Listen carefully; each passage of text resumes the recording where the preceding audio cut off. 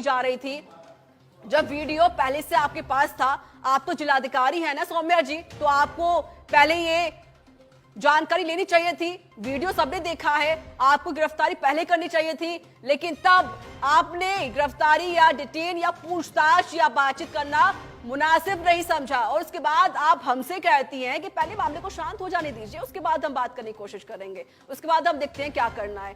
जब इतना नुकसान होने के बाद क्या ही करना है। एक कहावत, अब पछताए होत का जब चिड़िया चुग गई खेत। अरे तो मैडम, वो अगर चिड़िया खेत भी चुगे तो आपकी वजह से चुगी है ना, क्योंकि आप नहीं पहुंच पाई मौके पर, आपने ध्यान नहीं रखा।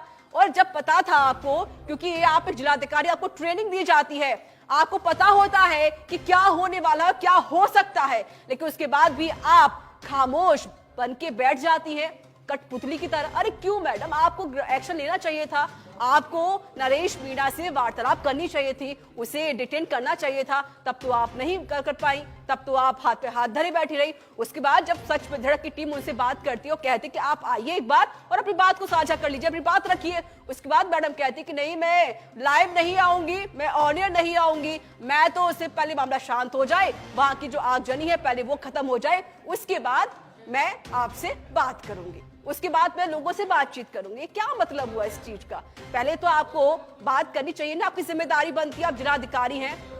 और दूसरा, अगर इस तरीके से जो घटनाएं घट रही हैं, इसको शांत करने की जिम्मेदारी तो आपकी ही बनती है, तो आपको शांत करना चाहिए, आपको सब कुछ शांत करना चाहिए था। और पुलिस कप्तान है विकास सांगवान, वो भी साहब आने को तैयार नहीं है, जबकि पूरी जिम्मेदारी उनकी बनती है। ये जो कांड हुआ है उसके बाद पूरे मामले को शांत करना चाहिए।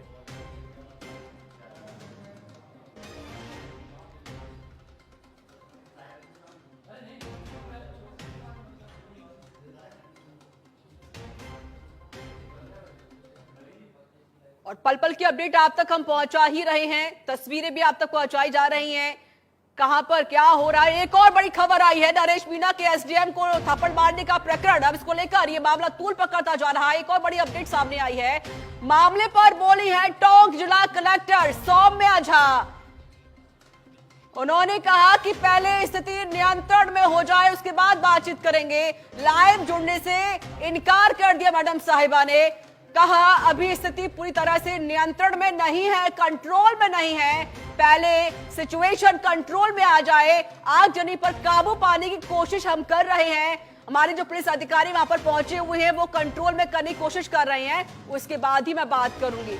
अरे आप बात करके कर भी क्या लेंगे मैडम, जब आपसे बात करने की कोशिश हो रही है, जब आपसे कहा जा रहा है कि आप आइए बातचीत कीजिए, अपनी बात को रखिए, तो आप बात नहीं कर रही हैं और आप कह रही हैं कि पहले आगजनी को शांत कर लेते हैं, उसके बाद हम बात करते हैं। जब मामला शांत ही हो जाएगा तो फिर क्या ही फायदा, नुकसान तो हो ही रहा है ना। जो एक महिला घायल हुई है उसकी जिम्मेदारी क्या आप ले पाएंगी? अगर उसे कुछ हो जाए तो इसकी जिम्मेदारी किसकी होगी? और एक जिम्मेदारी बनती है जिलाधिकारी की, क्योंकि उनके अंडर में पूरा ही जिला होता है, पूरे जिले को एक कलेक्टर कंट्रोल में रखता है।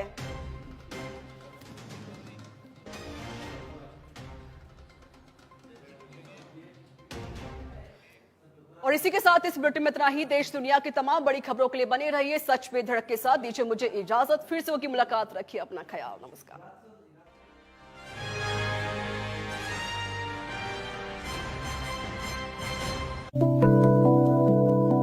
लेकिन फिलहाल बड़ी खबर, देवली उनियारा विधानसभा उपचुनाव से बड़ी खबर, जहां नरेश मीणा ने एसडीएम अमित चौधरी को थप्पड़